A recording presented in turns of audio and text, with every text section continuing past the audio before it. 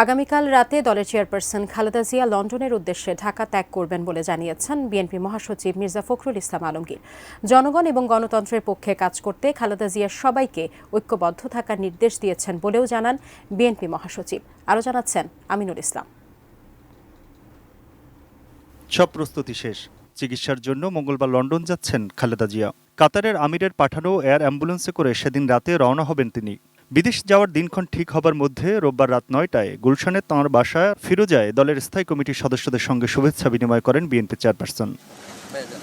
ফিরোজা থেকে বেরিয়ে বিএনপি মহাসচিব মির্জা ফখরুল ইসলাম আলমগীর খালেদা জিয়া লন্ডন যাত্রার দিনক্ষণ সাংবাদিকদের জানান।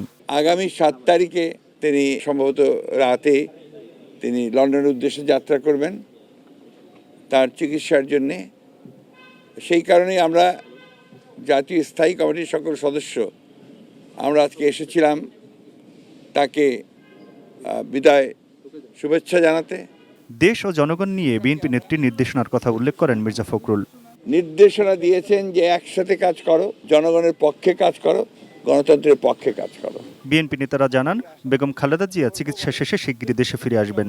আমরা আশা করি যে খুব শীঘ্রই তিনি চিকিৎসা শেষে ফিরে আসবেন। Aminul Islam, ATN news, Dhaka.